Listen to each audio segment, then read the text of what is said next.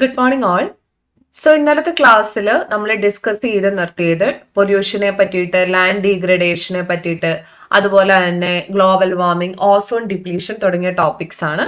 So ഇന്നത്തെ ക്ലാസ്സിൽ നമ്മൾ നോക്കാൻ പോകുന്നത് പൊല്യൂഷൻ കൺട്രോൾ ബോർഡുകൾ അഥവാ PCB ആണ്. ഓക്കെ, അപ്പൊ എന്താണ് പൊല്യൂഷൻ കൺട്രോൾ ബോർഡ്സ് എന്നുള്ളതാണ് നമ്മൾ നോക്കാൻ പോകുന്നത്.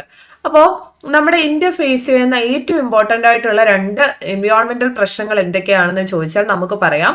ഒന്നാമത്തത് വാട്ടർ ആണ്, രണ്ടാമത്തത് എയർ പൊല്യൂഷൻ ആണ്. അല്ലെ, ഒന്നാമത്തത് വാട്ടർ പൊല്യൂഷൻ ആണ്, രണ്ടാമത്തത് എയർ പൊല്യൂഷൻ ആണ്. അപ്പൊ ഈ പ്രോബ്ലംസിനെ ഫേസ് ചെയ്യാൻ വേണ്ടിയിട്ട് നമ്മുടെ ഗവൺമെന്റ് 1974 അപ്പൊ ഈ ഒരു ഇയർ ഇമ്പോർട്ടന്റ് ആണ്. 1974 എന്ത് കൊണ്ടുവന്നിട്ടുണ്ട്? CPCB കൊണ്ടുവന്നിട്ടുണ്ട്. CPCB അഥവാ സെൻട്രൽ പൊല്യൂഷൻ കൺട്രോൾ ബോർഡ് കൊണ്ടുവന്നിട്ടുണ്ട്. ഓക്കെ, അപ്പൊ നമ്മുടെ ഇന്ത്യ ഫേസ് ചെയ്യുന്ന ഏറ്റവും മേജർ ആയിട്ടുള്ള രണ്ട് പ്രോബ്ലംസ് ആണ്, ഒന്ന് water pollution and then air pollution. അപ്പൊ ഇതിനെ ഫേസ് ചെയ്യാൻ വേണ്ടിയിട്ട് അല്ലെങ്കിൽ ഇതിനെ എങ്ങനെങ്കിലും റിസോൾവ് ചെയ്യാൻ വേണ്ടിയിട്ട് 1974 ഇന്ത്യ കൊണ്ടുവന്നിട്ടുള്ള ഒരു ഇൻസ്റ്റിറ്റ്യൂഷൻ ആണ് CPCB എന്ന് പറയുന്നത്. അപ്പൊ ഈ CPCB സെൻട്രലിന്റെ ആണെന്നുണ്ടെങ്കിൽ അത് കൂടാതെ നമുക്ക് ഓരോ സ്റ്റേറ്റുകളിലും സ്റ്റേറ്റ് ലെവലിലും എന്തുണ്ട്, ഇതുപോലത്തെ സ്റ്റേറ്റ് പൊല്യൂഷൻ കൺട്രോൾ ബോർഡുകൾ ഉണ്ടെന്നുള്ള കാര്യം നിങ്ങൾ ഓർത്തിരിക്കുക. ഓക്കെ, അപ്പൊ നമുക്ക് CPCB ഉണ്ട്, അതായത് സെൻട്രൽ നമുക്ക് ഇന്ത്യക്ക് ഒരു സിംഗിൾ CPCB ഉണ്ട്. ഇത് കൂടാതെ നമുക്ക് SPCB ഉണ്ടെന്നുള്ള കാര്യം കൂടെ നിങ്ങൾ ഓർത്തിരിക്കുക. ഓരോ സ്റ്റേറ്റ്സിനും എന്തുണ്ട്, SPCB ഉണ്ടെന്നുള്ള കാര്യം കൂടെ ഓർത്തിരിക്കുക. ഓക്കെ, അപ്പൊ ഇവരുടെ ഫംഗ്ഷൻ എന്താണെന്ന് ചോദിച്ചു കഴിഞ്ഞാൽ ഇവരാണ് ഈ പറയുന്ന എൻവയോൺമെന്റ്, അതായത് വാട്ടർ, എയർ, ലാൻഡ് പൊല്യൂഷനും ഒക്കെ ആയിട്ട് ബന്ധപ്പെട്ടിട്ടുള്ള കാര്യങ്ങളിൽ ഇൻവെസ്റ്റിഗേഷൻസ് നടത്തുന്നത്, അതിന്റെ ഡേറ്റ കളക്ട് ചെയ്യുന്നത്, ആ ഡേറ്റ കറക്റ്റ് ആയിട്ട് പബ്ലിഷ് ചെയ്യുന്നത്, ഇതൊക്കെയാണ് ഇവരുടെ പ്രധാനപ്പെട്ട ഫങ്ഷൻസ് എന്ന് പറയുന്നത്. ചിലപ്പോൾ നമ്മുടെ അടുത്ത എക്സാമിന് ഫങ്ഷൻസ് എന്തൊക്കെയാണെന്ന് ചോദിക്കാമല്ലോ, ഫങ്ഷൻസ്. അപ്പം ഈ ഒരു CPCBയുടെ ഫങ്ഷൻസ് എന്താണെന്ന് ചോദിച്ചാൽ നിങ്ങൾക്ക് എഴുതാൻ പറ്റുന്ന കാര്യമാണ്. ഒന്ന്, അവർ ഈ water pollution, air pollution, land pollution ഒക്കെ സംബന്ധിച്ചിട്ടുള്ള കാര്യങ്ങളിൽ കറക്റ്റ് ആയിട്ട് പ്രോപ്പർ ഇൻവെസ്റ്റിഗേഷൻ നടത്തുന്നു, ഡേറ്റ കളക്ട് ചെയ്യുന്നു, ആ ഡേറ്റ പബ്ലിഷ് ചെയ്യുന്നു. ഇതാണ് അവർ ചെയ്യുന്നതെന്ന് പറയുന്നത്. ഇനി ഒരു കാര്യം എന്ന് പറഞ്ഞു കഴിഞ്ഞാൽ ഓരോ എമിഷനുള്ള സ്റ്റാൻഡേർഡ്സ് പറയുന്നതും ഇവർ തന്നെയാണ്. അതായത് ഏത് വേസ്റ്റ് ഏത് രീതിയിൽ പുറത്തിറക്കാം, അത് എത്രമാത്രം കൂടരുത്, കുറയരുത്, ഇങ്ങനത്തുള്ള കാര്യങ്ങളൊക്കെ പൊല്യൂഷൻ കൺട്രോൾ ബോർഡുകൾക്ക് തീരുമാനിക്കാനായിട്ട് പറ്റും. അപ്പൊ അത് വന്ന ഇയർ 1974, ഇതൊന്നും മറന്നു പോകരുത്. MCQ ആയിട്ടൊക്കെ നമുക്ക് ചോദിക്കാൻ പറ്റുന്ന ചോദ്യങ്ങളാണ്. ഓക്കെ, അതുപോലെ അവരുടെ ഫങ്ഷൻസും കൂടെ ഓർത്തു വെച്ചിരിക്കാം. അപ്പൊ ഇവരുടെ വേറൊരു ഫംഗ്ഷൻ ആണ് നമ്മൾ ഈ പറയുന്നത്.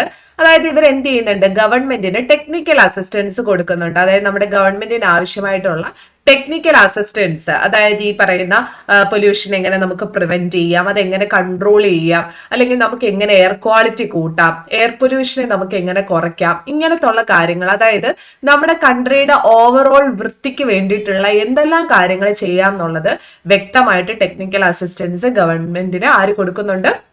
CPCB അഥവാ സെൻട്രൽ പൊല്യൂഷൻ കൺട്രോൾ ബോർഡുകളും ഈ സ്റ്റേറ്റ് പൊല്യൂഷൻ കൺട്രോൾ ബോർഡുകളും കൊടുക്കുന്നുണ്ടെന്നുള്ള കാര്യം കൂടെ നിങ്ങൾ എന്ത് ചെയ്യുക, ഓർത്തിരിക്കുക. ഓക്കെ, അപ്പോ തീർന്നില്ല, ഇതിന്റെ ഫംഗ്ഷൻസ് അത്യാവശ്യം ഉണ്ട്. നമുക്ക് വേണമെങ്കിൽ ഒരു 4 മാർക്ക് ക്വസ്റ്റ്യൻ ആയിട്ട് തന്നെ ചോദിക്കാൻ പറ്റുന്ന രീതിയിൽ ഇത് കൊടുത്തിട്ടുണ്ട്. അപ്പൊ നിങ്ങൾ കൃത്യമായിട്ട് അത് പഠിച്ചു വെച്ചിരിക്കുക കേട്ടോ. ഒരു 4 or 3 മാർക്ക് ക്വസ്റ്റ്യൻ ആയിട്ട് തന്നെ നമുക്ക് ഇവിടെ ഇതിനെ എക്സ്പെക്ട് ചെയ്യാമേ, ഇമ്പോർട്ടന്റ് ആണ്. ഓക്കെ, ഇനി ഇത് മാത്രമല്ല, നമ്മൾ പറഞ്ഞു ഈ CPCBകൾ ഇൻവെസ്റ്റിഗേഷൻ നടത്തും എന്ന് പറഞ്ഞു അല്ലെ. ഇൻവെസ്റ്റിഗേഷൻ, അതുപോലെ തന്നെ റിസർച്ച്, അതായത് ഈ വാട്ടർ എയർ പൊല്യൂഷനുമായിട്ട് ബന്ധപ്പെട്ടിട്ടുള്ള റിസർച്ചുകൾ, അതുപോലെ അതിന്റെ പ്രോപ്പർ ആയിട്ടുള്ള ഇൻവെസ്റ്റിഗേഷൻസ്, ഇങ്ങനത്തുള്ള കാര്യങ്ങളൊക്കെ നടത്തുന്നുണ്ട്. ഇനി അത് മാത്രമല്ല, അവയർനെസ് കൊടുക്കുന്നുണ്ട് അല്ലെ. അതായത് ഈ പറയുന്ന പൊല്യൂഷൻ, വാട്ടർ പൊല്യൂഷൻ ആയാലും എയർ പൊല്യൂഷൻ ആയാലും ഇതെങ്ങനെ കൺട്രോൾ ചെയ്യാം എന്നുള്ളതിനെ പറ്റിയിട്ട് വളരെ ക്ലീൻ ആയിട്ടുള്ള മാസ് അവയർനെസ് പ്രോഗ്രാമുകൾ. മാസ് അവയർനെസ് എന്ന് പറയുമ്പോൾ അത്യാവശ്യം നല്ല ക്വാണ്ടിറ്റി ഓഫ് ആൾക്കാർക്ക് എന്ത് കൊടുക്കുന്നുണ്ട്, അവയർനെസ് കൊടുക്കുന്നുണ്ട് എന്നുള്ള കാര്യം കൂടെ നിങ്ങൾ ഓർത്തിരിക്കുക. തീർന്നില്ല, മാനുവൽ പ്രിപ്പയർ ചെയ്യുന്നു, കോഡുകൾ പ്രിപ്പയർ ചെയ്യുന്നു, ഗൈഡ് ലൈൻസ് കൊടുക്കുന്നു അല്ലെ. നമ്മൾ എങ്ങനെ പ്രോപ്പറായിട്ട് നമ്മുടെ വീട്ടിൽ തന്നെ ഉണ്ടാവുന്ന വേസ്റ്റുകൾ മാനേജ് ചെയ്യണം, അല്ലെങ്കിൽ നമുക്ക് പുറത്തുള്ള വേസ്റ്റുകൾ നമ്മൾ എങ്ങനെ മാനേജ് ചെയ്യണം, ഇൻഡസ്ട്രിയൽ വേസ്റ്റ് എങ്ങനെ മാനേജ് ചെയ്യണം, ഇങ്ങനത്തുള്ള എല്ലാ കാര്യങ്ങളെ കുറിച്ചും ഒരു പ്രോപ്പർ അവയർനെസ് കൊടുക്കുക ആൾക്കാർക്ക്. അതുപോലെ തന്നെ പ്രോപ്പർ ആയിട്ട് ഇത് ഓരോന്നും എങ്ങനെ ചെയ്യണം എന്നുള്ളതിനെ പറ്റിയിട്ട് മാനുവൽ, നിങ്ങൾക്കറിയാം, നിങ്ങളിപ്പോ എന്തൊരു ഇലക്ട്രോണിക് സാധനം വാങ്ങിച്ചാലും അതിന്റെ കൂടെ ഒരു ചെറിയ ബുക്ക് മാതിരി ഒരു സാധനം കിട്ടും. ഇപ്പൊ ഒരു റെഫ്രിജറേറ്റർ ഒക്കെ വാങ്ങിക്കുവാണെന്നുണ്ടെങ്കിൽ അതിന്റെ കൂടെ ഒരു ചെറിയ ബുക്ക് കിട്ടും. ആ ബുക്കിനകത്ത് നോക്കിക്കഴിഞ്ഞാൽ നമുക്ക് എങ്ങനെയാണ് ഈ ഒരു ഫ്രിഡ്ജ് വർക്ക് ചെയ്യേണ്ടത്, അല്ലെങ്കിൽ അത് എവിടെ കണക്ഷൻ കൊടുക്കണം, എങ്ങനെയാണ് അവിടുത്തെ ഫ്രീസിങ് സംഭവങ്ങൾ എങ്ങനെ നമുക്ക് റെഗുലേറ്റ് ചെയ്യാം, ഈ കാര്യങ്ങളൊക്കെ അതിനകത്ത് പറഞ്ഞിട്ടുണ്ടായിരിക്കും. അപ്പൊ അതിനെയാണ് നമ്മൾ മാനുവൽ എന്ന് പറയുന്നത് അല്ലെ. അപ്പൊ ഇവിടെ പൊല്യൂഷൻ കൺട്രോൾ ബോർഡുകളും ഇത്തരത്തിൽ മാനുവലുകൾ ഇറക്കും. എന്തിനാന്ന് വെച്ചാൽ വേസ്റ്റുകൾ എങ്ങനെ നമുക്ക് പ്രോപ്പറായിട്ട് ഡിസ്പോസ് ചെയ്യാം എന്നുള്ളതിനെ പറ്റിയിട്ട് നമുക്കൊരു ധാരണ തരുന്നതിന് വേണ്ടിയിട്ട്. ഓക്കെ, അപ്പൊ ഇതെല്ലാം അവരുടെ ഫങ്ഷൻസ് ആണ്.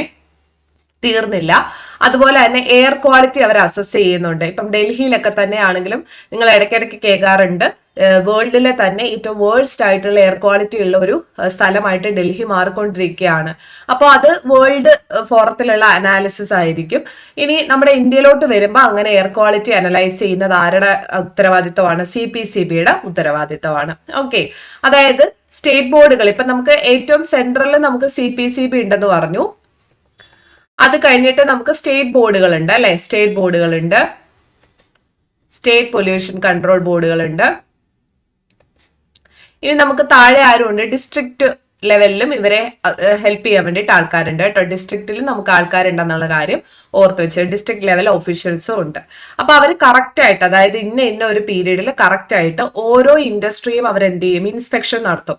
ഇൻസ്പെക്ഷൻ നടത്തിയിട്ട് എങ്ങനെയാണ് ഇവർ ഈ ഇപ്പം കാർബൺ ഡൈ ഓക്സൈഡ് പുറത്തുവിടുന്ന ഇൻഡസ്ട്രികൾ ഉണ്ടായിരിക്കും, നൈട്രസ് ഓക്സൈഡ് പുറത്തുവിടുന്ന ഇൻഡസ്ട്രികൾ ഉണ്ടായിരിക്കും. അപ്പൊ അവരെയൊക്കെ കൃത്യമായിട്ട് അനലൈസ് ചെയ്ത് ആ ഒരു പ്രദേശത്തിന്റെ എയർ ക്വാളിറ്റി ഒക്കെ അസസ് ചെയ്യുന്നത് ആരാണെന്ന് ചോദിച്ചു കഴിഞ്ഞാൽ അതും ഈ പറയുന്ന പോലെ ഈ പൊല്യൂഷൻ കൺട്രോൾ ബോർഡുകളായിരിക്കും. ഓക്കെ, എന്നിട്ട് അവർ എന്ത് ചെയ്യുന്നുണ്ട്? ഇനി ആ ഒരു ഡേറ്റ വെച്ചുകൊണ്ടിരിക്കുകയാണോ ചെയ്യുന്നത്? അല്ല, അത് പ്രോപ്പറായിട്ട് ഡിസെമിനേറ്റ് ചെയ്യും അല്ലെ, അല്ലെങ്കിൽ അത് പബ്ലിഷ് ചെയ്യും. ഓക്കെ, ഇപ്പൊ ടൗൺ പ്ലാനിങ്ങിന് വേണ്ടിയിട്ട് അല്ലെങ്കിൽ ഒരു ഇൻഡസ്ട്രി എവിടെ നിൽക്കണം എന്നുള്ളത് തീരുമാനിക്കുന്നതിനുള്ള ഒരു കപ്പാസിറ്റി ഒക്കെ ആർക്കുണ്ട്? നമ്മുടെ ഈ പറയുന്ന പൊല്യൂഷൻ കൺട്രോൾ ബോർഡുകൾക്കുണ്ട്. അവർ എയർ ക്വാളിറ്റി പബ്ലിഷ് ചെയ്യും. അപ്പൊ എയർ ക്വാളിറ്റി മോശമായിട്ടുള്ള ഒരു സ്ഥലത്ത് പിന്നെയും ഇൻഡസ്ട്രികൾ വരാൻ എന്തായാലും ഇവര് അനുവാദം കൊടുക്കത്തില്ല.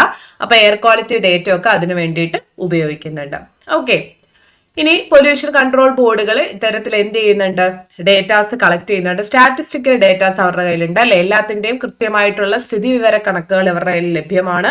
അപ്പൊ അത് കളക്ട് ചെയ്യുന്നു, അത് കൃത്യമായിട്ട് കൊളേറ്റ് ചെയ്യുന്നു, അത് വേണ്ട രീതിയിൽ പഠനം നടത്തി അത് പബ്ലിഷ് ചെയ്യുന്നു. ഓക്കെ, ടെക്നിക്കൽ ആയാലും സ്റ്റാറ്റിസ്റ്റിക്കൽ ഡേറ്റ ആണെങ്കിലും വാട്ടർ പൊല്യൂഷൻ ആണെങ്കിലും എയർ പൊല്യൂഷൻ ആണെങ്കിലും അവർ തന്നെയാണ് പബ്ലിഷ് ചെയ്യുന്നത്. അപ്പൊ അവർ പറയുന്നത് ഏകദേശം 125ഓളം റിവേഴ്സും അതിന്റെ ട്രിബ്യൂട്ടറീസും അവർ ഇങ്ങനത്തെ ഈ ഒരു രീതിയിൽ എന്ത് ചെയ്തിട്ടുണ്ട്? അസസ് ചെയ്തിട്ടുണ്ടെന്നുള്ള കാര്യം ഓർത്തു വെച്ചിരിക്കുക കേട്ടോ. അസസ് ചെയ്തിട്ടുണ്ടെന്നുള്ള കാര്യം ഓർത്തു വെച്ചിരിക്കുക. അപ്പൊ ഇത്രയും കാര്യങ്ങളാണ് നമുക്ക് എന്തിനെ കുറിച്ച് പഠിക്കാനുള്ളത്? Pollution control board. Pollution control board എന്ന് വന്നു, അവരുടെ ഫങ്ഷൻസ് എന്താണ് എന്നുള്ള കാര്യം വ്യക്തമായിട്ട് പഠിച്ചിരിക്കുക. നമുക്ക് ഒന്നെങ്കിൽ ഒരു 4 മാർക്ക് ക്വസ്റ്റ്യൻ ആയിട്ടോ 3 മാർക്ക് ക്വസ്റ്റ്യൻ ആയിട്ടോ അല്ലെങ്കിൽ ഒരു 1 മാർക്കിന്റെ ഈ പറയുന്ന പോലെ CPCB എക്സ്പാൻഡ് ചെയ്യാനോ അല്ലെങ്കിൽ CPCB വന്ന ഇയറോ ചോദിച്ചിട്ട് 1 മാർക്കിന്റെ ക്വസ്റ്റ്യൻ ആയിട്ടും ചോദിക്കാം. ഇനി അടുത്ത നമുക്ക് പഠിക്കാനുള്ളത് ചിപ്കോ അല്ലെങ്കിൽ അപ്പിക്കോ എന്ന് പറയുന്ന മൂവ്മെന്റ് ആണ്. ഇത് വളരെ ഇമ്പോർട്ടന്റ് ആണ് കേട്ടോ. ഇത് ഇവിടുന്ന് നമുക്ക് MCQ എക്സ്പെക്ട് ചെയ്യാം. ഓക്കെ, MCQ എക്സ്പെക്ട് ചെയ്യാം. അതുപോലെ തന്നെ essay ടൈപ്പ് ക്വസ്റ്റ്യൻസ് എക്സ്പെക്ട് ചെയ്യാം. പിന്നെ നമുക്കുള്ളത് short answer type, long answer type questions ആണ്. അതായത് എല്ലാ ടൈപ്പ് ക്വസ്റ്റ്യൻസും ഇവിടെ നിന്ന് നമുക്ക് എന്ത് ചെയ്യാൻ പറ്റും? എക്സ്പെക്ട് ചെയ്യാനായിട്ട് പറ്റും കേട്ടോ. അപ്പം ഓർത്ത് വെച്ചിരിക്കുക. അപ്പൊ നിങ്ങൾ ഈ ചിപ്കോ ഒക്കെ കേട്ടിട്ടുണ്ടായിരിക്കും അല്ലെ. അപ്പിക്കോ നിങ്ങൾക്ക് അത്രയ്ക്ക് ഫെമിലിയർ ആയിരിക്കില്ല, ബട്ട് ചിപ്കോ നിങ്ങൾക്ക് അത്യാവശ്യം ഫെമിലിയർ ആയിരിക്കും. അതായത് ഹിമാലയൻ ഏരിയാസിൽ ഈ മരം വെട്ടുന്നതുമായിട്ട് ബന്ധപ്പെട്ട് ഇങ്ങനെ മരത്തെ ഹഗ് ചെയ്ത് നിന്നിരുന്ന ഒരു മൂവ്മെന്റ് ആണ് ചിപ്കോ മൂവ്മെന്റ് എന്ന് പറയുന്നത് അല്ലെ. ഡീഫോറസ്റ്റേഷൻ തടയുക അല്ലെ, പ്രിവെൻഷൻ ഓഫ് ഡീഫോറസ്റ്റേഷൻ ഇങ്ങനെ പറഞ്ഞാൽ മതി, ടു പ്രിവെന്റ് ഡീഫോറസ്റ്റേഷൻ.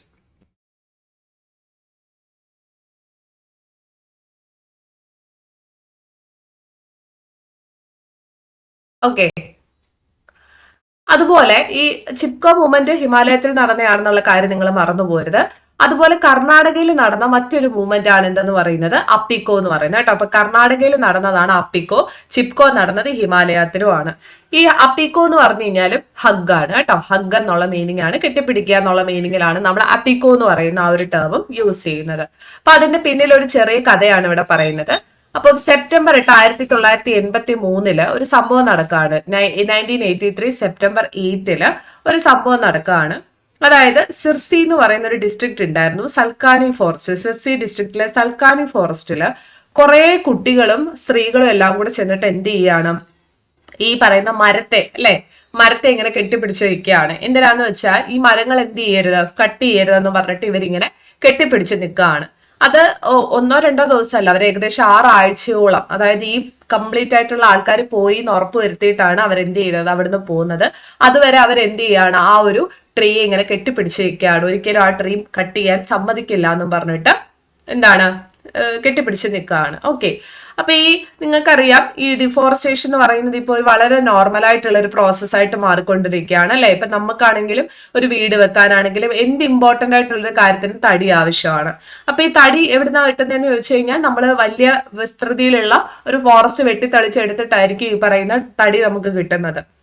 അപ്പോ ഈ ആൾക്കാർ ഇങ്ങനെ ഒരു സംഭവം കൊണ്ടുവരുന്ന ഈ ഹഗ്ഗിങ് ദ ട്രീസ് എന്ന് പറയുന്ന അപ്പിക്കോ എന്ന് പറയുന്ന ആ ഒരു മൂവ്മെന്റ് കൊണ്ടുവരുന്നത് തന്നെ എന്തിനു വേണ്ടിയിട്ടാണ്, ഈ ഡിഫോറസ്റ്റേഷനെ നോർമലൈസ് ചെയ്യാതിരിക്കാൻ വേണ്ടിയിട്ടാണ്. ഒരിക്കലും മരങ്ങൾ കട്ട് ചെയ്യുന്നത് നോർമൽ ആയിട്ടുള്ള ഒരു കാര്യമല്ല. നമ്മളിങ്ങനെ പറയാറുണ്ട്, നമ്മുടെ എൻവയോൺമെന്റിൽ നിന്ന് ഒരു പുല്ല് പറിച്ച് നമ്മൾ കളഞ്ഞാലും അതിന്റെ എഫക്റ്റ് ഹോൾ എർത്തിന് ഉണ്ടാവുമെന്ന്.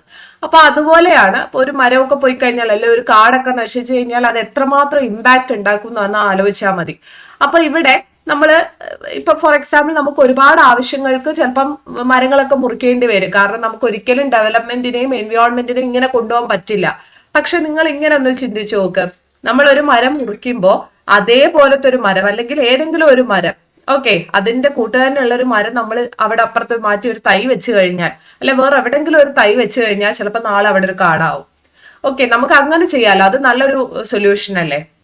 അപ്പൊ ഇവിടെ ഈ മരം മുറിക്കാതിരിക്കാൻ വേണ്ടിയിട്ട് ആൾക്കാർ എന്ത് ചെയ്തിട്ടുണ്ട്, ഇങ്ങനെ മരത്തെ കെട്ടിപ്പിടിച്ചു നിന്നിട്ടുണ്ട്. അപ്പൊ അവർക്കൊരു കോൺഫിഡൻസ് കിട്ടി, അതായത് അവരെ കൊല്ലാതെ ഒരിക്കലും എന്ത് ചെയ്യാൻ പറ്റത്തില്ല, മരത്തെ ഒന്നും ചെയ്യാൻ പറ്റത്തില്ല. അപ്പൊ അങ്ങനെ ഒരു കോൺഫിഡൻസ് അവർക്ക് കിട്ടുകയാണ് അല്ലെ. അവർക്ക് ഒരുപാട് ട്രീസിനെ സംരക്ഷിക്കാൻ പറ്റും എന്നുള്ള ഒരു കോൺഫിഡൻസ് അവർക്ക് കിട്ടുകയാണ്. ഇപ്പൊ ഏകദേശം 12,000 ട്രീസോളം ഇവരിങ്ങനെ പ്രൊട്ടക്ട് ചെയ്തിട്ടുണ്ട് കേട്ടോ. 12,000 ട്രീസോളം ഇവര് പ്രൊട്ടക്ട് ചെയ്തിട്ടുണ്ട്. ഓക്കെ, അപ്പൊ ഈ ഒരു മൂവ്മെന്റ് കർണാടകത്തിൽ മാത്രം ഒതുങ്ങി നിന്ന ഒന്നുമല്ല, ബാക്കിയുള്ള സ്ഥലങ്ങളിലേക്കും അത് പടർന്നു പിടിച്ചിട്ടുണ്ടെന്നുള്ള കാര്യം ഓർത്തു വെച്ചിരിക്കുക. ഓക്കെ, അപ്പൊ നമ്മൾ പ്രധാനമായിട്ടും അപ്പൊ അപ്പിക്കോ എവിടെയാണ് എന്നുള്ളത് കാര്യം നിങ്ങളൊന്ന് ഓർത്തു വെച്ചിരിക്കണം. അപ്പിക്കോ കർണാടകയിലാണ്, അതെന്തായാലും മറന്നു പോകരുത് കേട്ടോ. കർണാടകയിലാണെന്നുള്ള കാര്യം മറന്നു പോകരുത്. ഓക്കെ, അപ്പോ നമ്മൾ പ്രധാനമായിട്ടും ഈ ട്രീസിനെ എന്തിനാണ് കട്ട് ചെയ്യുന്നതെന്ന് ചോദിച്ചാൽ ഫ്യൂവൽ വുഡിന് അല്ലെ വിറകിന് വേണ്ടിയിട്ട് കട്ട് ചെയ്യാറുണ്ട്. അതുപോലെ തന്നെ ഇൻഡസ്ട്രിയൽ ആവശ്യങ്ങൾക്ക് വേണ്ടിയിട്ട് എന്ത് ചെയ്യാറുണ്ട്, കട്ട് ചെയ്യാറുണ്ട്. പക്ഷെ സ്വാഭാവികമായിട്ടും ഇങ്ങനെ നമ്മൾ ചെയ്തു കഴിഞ്ഞാൽ അതിൽ വലിയ അല്ലെ ഹ്യൂജ് ഇമ്പാക്ട് ആയിരിക്കും എൻവയോൺമെന്റിന് ഇത് ഉണ്ടാക്കി കൊടുക്കുക. ഓക്കെ, അതായത് ഉത്തര കാനറ ഏരിയയില് പണ്ട് 12 വർഷങ്ങൾക്ക് ശേഷം എന്താണ് ഇവിടെ ഒരു പേപ്പർ മില്ല് ഇടാനായിട്ട് അവർ തീരുമാനിക്കുകയാണ്. ഇപ്പൊ നിങ്ങൾക്കറിയാം ഈ പേപ്പർ എന്ന് പറയുന്ന സാധനം മുളയുടെ പൾപ്പ് എടുത്തിട്ടാണ് ഉണ്ടാക്കുന്നത് അല്ലെ, ബാംബു ആണ്. ഓക്കെ, ബാംബു ആണ്.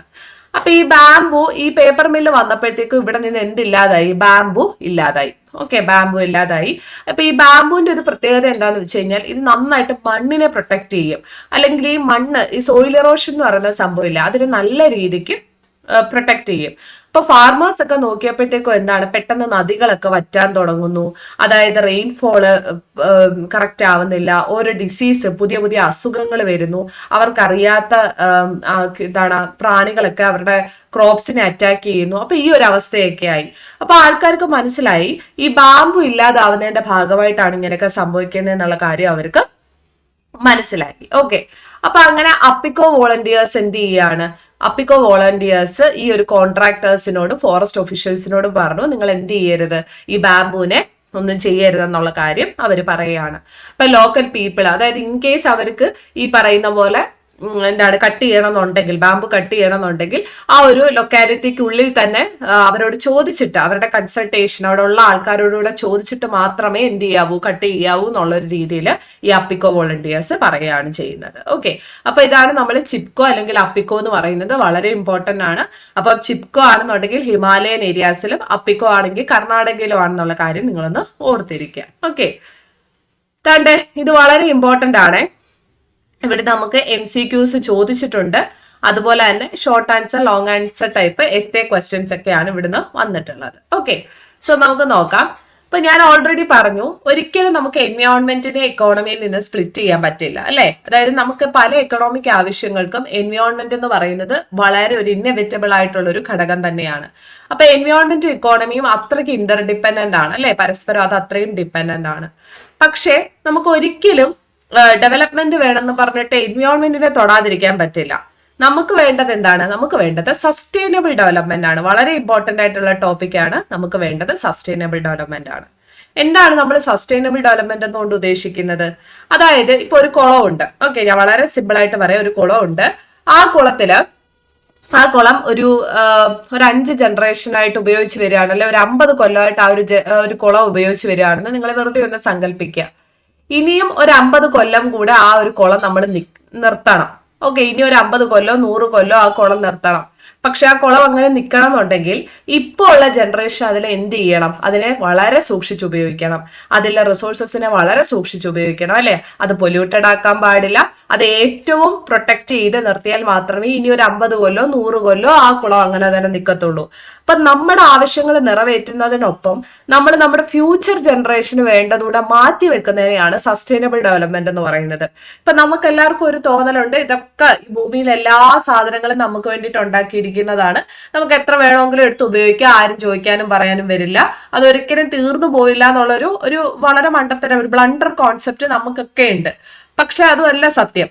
നമ്മുടെ കഴിഞ്ഞ ജനറേഷൻ അത് ഉപയോഗിച്ച് ബാക്കി വെച്ചത് കൊണ്ടാണ് നമ്മൾ അത് ഉപയോഗിക്കുന്നത്, അല്ലെ? അപ്പൊ നമ്മൾ ഇനി അത് സൂക്ഷിച്ച് ഉപയോഗിച്ച് ബാക്കി വെച്ചാലേ ഇനി വരുന്ന ജനറേഷൻ അത് എന്ത് ചെയ്യാൻ പറ്റത്തുള്ളൂ? ഉപയോഗിക്കാനായിട്ട് പറ്റത്തുള്ളൂ. നിങ്ങൾ മറ്റേ ഇഞ്ചക്കാട് ബാലചന്ദ്രന്റെ ഒരു കവിത കേട്ടിട്ടില്ലേ? ഇനി വരുന്ന ഒരു തലമുറയ്ക്ക് ഇവിടെ വാസം സാധ്യമോ എന്ന്. ആ ഒരു ക്വസ്റ്റ്യൻ ആണ് ഇവിടെ നമുക്ക് ചോദിക്കാനുള്ളത്. അപ്പൊ സസ്റ്റൈനബിൾ ഡെവലപ്മെന്റ് പോസിബിൾ ആവണമെങ്കിൽ നമ്മൾ ഉപയോഗിക്കുന്നതിനൊപ്പം നമ്മുടെ റിസോഴ്സസ്, നമ്മൾ ഉപയോഗിച്ച റിസോഴ്സസ് ബാക്കി വെക്കണം. ഓക്കെ, അത് ഫ്യൂച്ചറിലോട്ടും കൂടെ പോയാലേ ശരിയാവത്തുള്ളൂ. ഓക്കെ, അപ്പം ഈ സസ്റ്റൈനബിൾ ഡെവലപ്മെന്റ് എന്ന് പറയുന്ന ആ ഒരു കോൺസെപ്റ്റ് കൊണ്ടുവരുന്നത് UNCD. ഓക്കെ, UNCD കൊണ്ടുവരുന്നതല്ല, ആ ഒരു ഇതിനെ എക്സ്പാൻഡ് ചെയ്യുന്നത് UNCD ആണ്, അഥവാ United Nations conference on environment and development. ഇത് ജസ്റ്റ് ഒന്ന് ഓർത്തിരിക്കുക. നമുക്കൊരു MCQ ക്വസ്റ്റ്യൻ ആയിട്ട് എക്സ്പെക്ട് ചെയ്യാം. ഓക്കെ, MCQ ആയിട്ട് എക്സ്പെക്ട് ചെയ്യാമേ. ഫുൾ ഫോം എല്ലാം നോക്കിക്കോ കേട്ടോ. UNCED, United Nations. UN നിങ്ങൾക്ക് അറിയാലോ, യുണൈറ്റഡ് നേഷൻസ് ആണ്. അതുപോലെ CED, conference on environment and development. ഇതാണ് കറക്റ്റ് സസ്റ്റൈനബിൾ ഡെവലപ്മെന്റിന്റെ ഡെഫിനിഷൻ. ഒരു 2 മാർക്ക് ക്വസ്റ്റ്യൻ ആയിട്ട് നമുക്ക് പ്രതീക്ഷിക്കാം കേട്ടോ. 2 മാർക്ക് ക്വസ്റ്റ്യൻ ആണ്. Development that meats the need of the present generation. അതായത് പ്രസന്റ് ജനറേഷന്റെ നീഡ്സ് നമുക്ക് നടത്തിയും വേണം, എന്നാൽ ഫ്യൂച്ചർ ജനറേഷന്റെ ഒട്ടും കുറയാനും പാടില്ല. അപ്പൊ അതിനെയാണ് നമ്മൾ സസ്റ്റൈനബിൾ ഡെവലപ്മെന്റ് കൊണ്ട് പറയുന്നത്. സുസ്ഥിര വികസനം എന്നാണ് ഇതിന്റെ മലയാളം കേട്ടോ. അപ്പൊ ഇവിടെ കണ്ടോ, ഈ നീഡ്സ് എന്ന് പറഞ്ഞിട്ടുണ്ട്. നീഡ്സ് എന്ന് ഉദ്ദേശിക്കുന്നത് എന്താ? നമ്മൾ എങ്ങനെ നമ്മുടെ റിസോഴ്സസിനെ ഉപയോഗിക്കണം, അല്ലെ റിസോഴ്സസ് എങ്ങനെ പ്രോപ്പർ ആയിട്ട് യൂട്ടിലൈസ് ചെയ്യണം എന്നുള്ളതാണ് ഇവിടെ പറയുന്നത്. അടുത്തൊരു MCQ ആണ് കൊടുത്തിരിക്കുന്നത്. അവർ കോമൺ ഫ്യൂച്ചർ എന്ന് പറയുന്ന ഒരു റിപ്പോർട്ടിനകത്താണ് നമ്മൾ എന്ത് ചെയ്തിട്ടുള്ളത്? ഈ പറഞ്ഞിട്ടുള്ള ഡെഫിനിഷൻ പറഞ്ഞിട്ടുള്ളത് കേട്ടോ.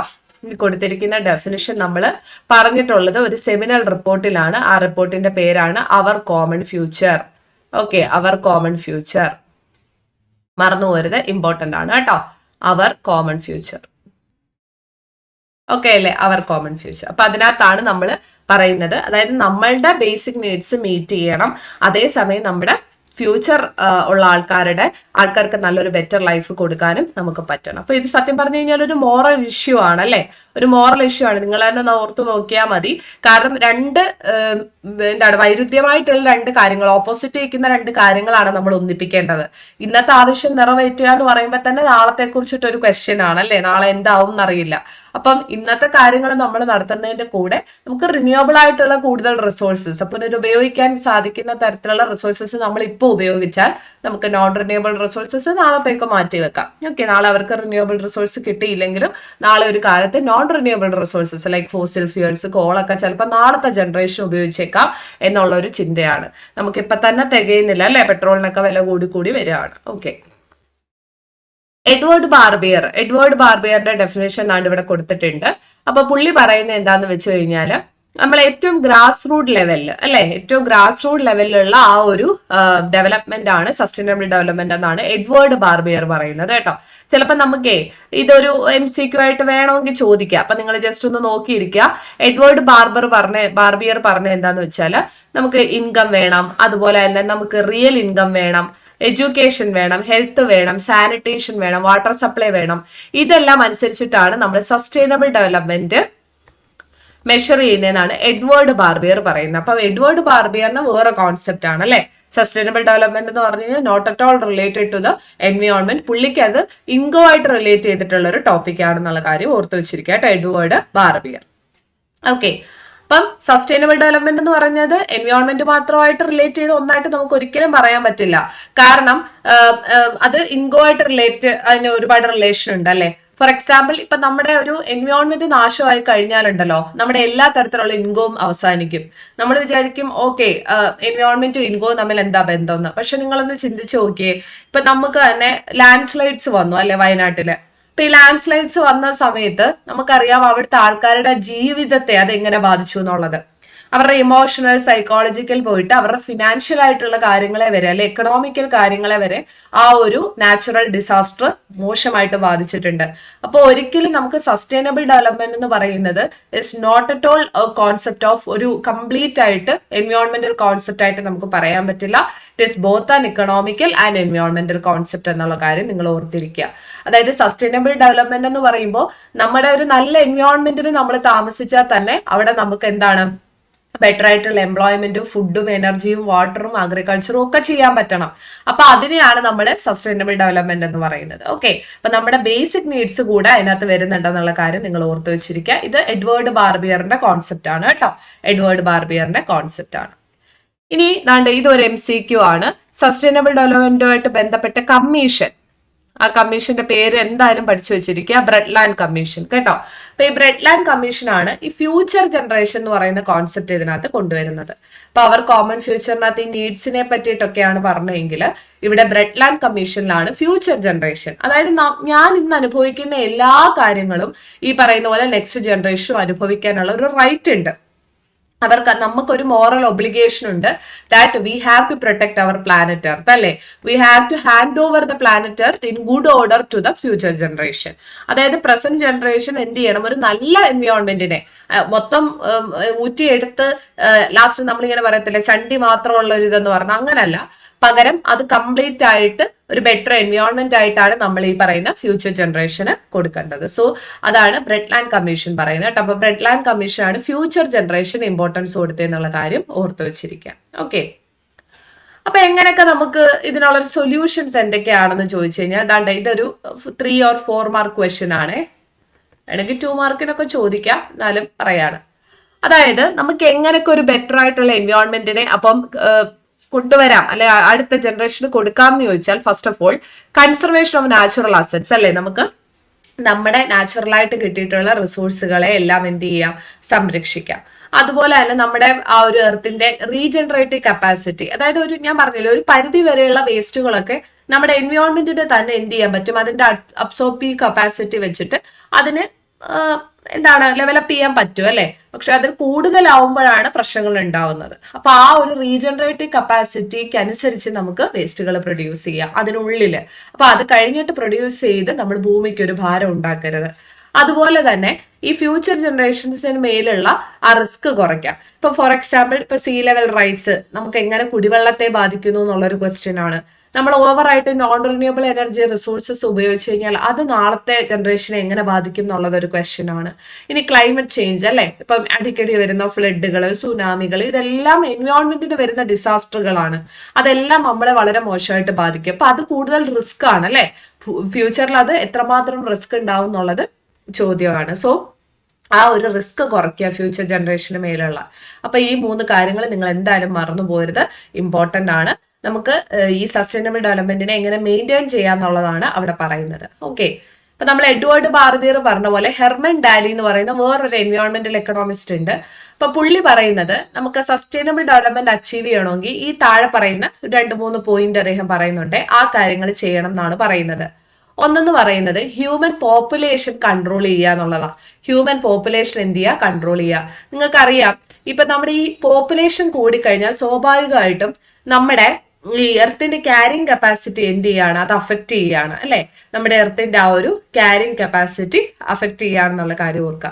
നിങ്ങൾ ഈ കപ്പലിന്റെയൊക്കെ ഇപ്പൊ ഒരു കപ്പലൊക്കെ ഇങ്ങനെ, ഇതൊരു കപ്പലാന്ന് വിചാരിച്ചോ, ഈ കപ്പലിന്റെ ഒക്കെ ഒരു പ്ലിംസോൾ ലൈൻ എന്ന് പറഞ്ഞൊരു സംഭവം ഉണ്ട്. അതായത് ഈ കപ്പലിന്റെ ഒക്കെ മുകളിൽ ഇങ്ങനെ ആ ഒരു കപ്പല് മുങ്ങുവാണെന്നുണ്ടെങ്കിൽ അതിന്റെ ഇപ്പൊ ഇത്രയും വെള്ളം ആവുകയാണെന്നുണ്ടെങ്കിൽ ഈ ഒരു ടോപ്പ് പോർഷൻ മാത്രം ഇങ്ങനെ മുകളിൽ നിൽക്കും. അതിന്റെ ഒരു ലോഡ് ലിമിറ്റ് മാർക്ക് എന്നുള്ള സംഭവമാണ്. എത്രമാത്രം ലോഡ് കയറ്റാം എന്നുള്ളത് പറയുന്നതാണ് പ്ലിംസോൺ ലൈൻ. ഇപ്പൊ ക്യാരിങ് കപ്പാസിറ്റി എന്ന് പറയുന്നത് ഒരു പ്ലിംസോൺ ലൈൻ പോലെയാണെന്നാ പറയുന്നത്. അതായത് ഒരിക്കലും നമ്മുടെ എർത്തിന് ക്യാരി ചെയ്യാൻ പറ്റുന്നതിൽ കൂടുതൽ പോപ്പുലേഷൻ ഇവിടെ ഉണ്ടാവാൻ പാടില്ല.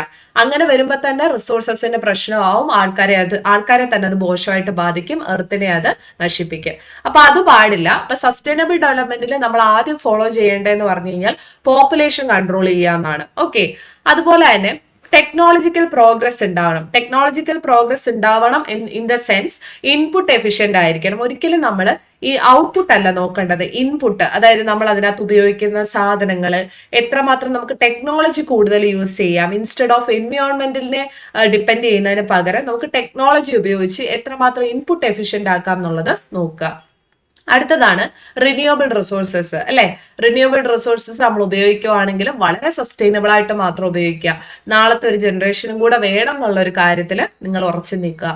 ഇനി നോൺ റിന്യൂവബിൾ റിസോഴ്സസ് ആണെന്നുണ്ടെങ്കിൽ അത് ഒരിക്കലും നമ്മുടെ റിന്യൂവബിൾ ആയിട്ട്, ഇപ്പൊ നമ്മൾ സോളാർ യൂസ് ചെയ്യുന്നു, ഇപ്പൊ നമ്മൾ വീടുകളിൽ പലയിടത്തും സോളാർ ഉപയോഗിക്കുന്നുണ്ട് അല്ലെ, സോളാർ ഉപയോഗിക്കുന്നുണ്ട്.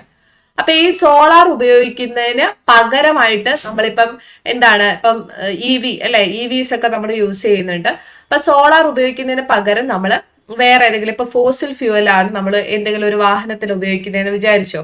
അപ്പൊ ഈ ഫോസിൽ ഫ്യൂവലുകള് നമ്മൾ ഉണ്ടാക്കുന്നതിന് അനുസരിച്ചിട്ട് നമ്മൾ റിന്യൂവബിൾസ് കൂട്ടി കൊണ്ടുവരണം അല്ലെ. റിന്യൂവബിൾസ് നമ്മൾ മാക്സിമം കൂട്ടി ഉപയോഗിക്കുക, ഫോസിൽ ഫ്യൂൽസിന്റെ ഉപയോഗം എന്ത് ചെയ്യുക, കുറച്ച് കൊണ്ടുവരിക. അങ്ങനെയായിരിക്കണം ഈ സസ്റ്റൈനബിൾ ഡെവലപ്മെന്റിലേക്ക് എത്തേണ്ടത്. അത് നമുക്ക് ഒറ്റയടിക്കൊന്നും പറ്റത്തില്ല, സത്യമാ, പക്ഷെ നമുക്ക് പതുക്കെ അത് കൊണ്ടുവരാം. അതുപോലെ പൊല്യൂഷനെ മാക്സിമം എന്ത് ചെയ്യുക, കുറയ്ക്കുക, പൊല്യൂഷനെ മാക്സിമം കുറയ്ക്കുക. അപ്പൊ ഇതൊക്കെയാണ് നമ്മൾ പ്രധാനമായിട്ടും ഹെർമൻ ഡാലി തരുന്ന അഡ്വൈസുകൾ കേട്ടോ. ഹ്യൂമൻ പോപ്പുലേഷന്റെ കാര്യം പറയാം, ടെക്നോളജിക്കൽ പ്രോഗ്രസ്, റിന്യൂവബിൾ റിസോഴ്സസ് സൂക്ഷിച്ച് മാത്രം ഉപയോഗിക്കുക, നോൺ റിന്യൂവബിൾ റിസോഴ്സസും അതുപോലെ തന്നെ പൊല്യൂഷനിൽ നിന്നുള്ള പ്രശ്നങ്ങൾ മാക്സിമം അവോയ്ഡ് ചെയ്യുക. അങ്ങനെ 2015 UN എന്ത് ചെയ്യുന്നത്, ഒരു 17 SDG ഗോൾസ് അല്ലെ, SDG ഗോൾസ് അഥവാ 17 സസ്റ്റൈനബിൾ ഡെവലപ്മെന്റ് ഗോൾസ്. ഒരു MCQ ആണ് ഇത്, MCQ ആയിട്ട് ചോദിക്കാൻ പറ്റുന്ന ക്വസ്റ്റ്യൻ ആണ്. എത്ര SDG ഉണ്ടെന്ന് ചോദിച്ചു കഴിഞ്ഞാൽ നിങ്ങൾ പറയണം 17 ആണ് കേട്ടോ. അപ്പൊ ഇത് 2030 ആവുമ്പോഴത്തേക്കും അച്ചീവ് ചെയ്യണം എന്നാണ്. ഇതിന് മുന്നേ നമുക്കൊരു മില്ലേനിയം ഡെവലപ്മെന്റ് ഗോൾസ് എന്ന് പറഞ്ഞിട്ടുള്ള ഒരു സാധനം ഉണ്ടായിരുന്നു. അതെടുത്ത് കളഞ്ഞിട്ടാണ് നമ്മൾ ഈ സസ്റ്റൈനബിൾ ഡെവലപ്മെന്റ് ഗോൾസ് അഥവാ SDG കൊണ്ടുവരുന്നത് 2015. അപ്പൊ 2030 കൂടി ഈ 17 എണ്ണം, അതായത് ഇങ്ങനെ SDG 5 ജെൻഡർ ഇക്വാളിറ്റിയെ കുറിച്ചൊക്കെയാണ് പറയുന്നത്. അങ്ങനെ ഓരോന്നും ഉണ്ട്. അപ്പൊ അങ്ങനത്തെ ഉള്ളൊരു 17 എണ്ണം ഉണ്ട്. അപ്പം അതിനെ കുറിച്ചിട്ട് ഓക്കെ, അത് ഫോളോ ചെയ്യണം എന്നാണ് പറഞ്ഞിട്ടുള്ളത്. പക്ഷെ നിങ്ങൾക്കറിയാം നമ്മുടെ ഭൂമിയുടെ പോക്ക് എങ്ങോട്ടാണെന്ന്. എന്തായാലും ഒരു 5 വർഷം കൊണ്ട് ഇനി 17 ഗോൾസും നടക്കുമോ എന്നുള്ളതൊരു ക്വസ്റ്റ്യൻ തന്നെയാണ്. സോ അത് വേണമെങ്കിൽ നമുക്ക് ചോദിക്കാം കേട്ടോ എക്സാമിനൊക്കെ. സോ അത്രയും കാര്യങ്ങളാണ് നമ്മൾ ഇന്നത്തെ ക്ലാസ്സിൽ പഠിക്കാനുള്ളത്. സോ എന്തൊക്കെയാണ് നമ്മൾ പഠിച്ചതെന്ന് ഒന്നുകൂടെ നോക്കാം. പൊല്യൂഷൻ കൺട്രോൾ ബോർഡ് നോക്കി അല്ലെ. പൊല്യൂഷൻ കൺട്രോൾ ബോർഡിൽ ഇമ്പോർട്ടന്റ് ആയിട്ട് എന്തൊക്കെ നോക്കണം എന്ന് ഞാൻ പറഞ്ഞു. ചിപ്കോ അതുപോലെ തന്നെ അപ്പിക്കോ. സസ്റ്റൈനബിൾ ഡെവലപ്മെന്റ് വളരെ ഇമ്പോർട്ടന്റ് ആണ്. അതിൽ എഡ്വേർഡ് ബാർബിയർ പറഞ്ഞത് Brundtland commission, common future solutions, Herman ഡാലിയുടെ സൊല്യൂഷൻസ്, എത്ര സസ്റ്റൈനബിൾ ഡെവലപ്മെന്റ് ഗോൾസ് ഉണ്ട്, ഇതൊന്നും മറന്നു പോരുത്. അപ്പൊ അത്രയേ ഉള്ളൂ ഇന്നത്തെ ക്ലാസ്സിൽ നമുക്ക് നോക്കാൻ. അടുത്ത ക്ലാസ്സിൽ നമുക്ക് സസ്റ്റൈനബിൾ ഡെവലപ്മെന്റിന്റെ സ്ട്രാറ്റജീസ് ആണ് നോക്കാനുള്ളത്. സോ നിങ്ങൾക്ക് ഇതുവരെ പഠിപ്പിച്ചെല്ലാം മനസ്സിലായി എന്ന് വിചാരിക്കുന്നു. Thank you.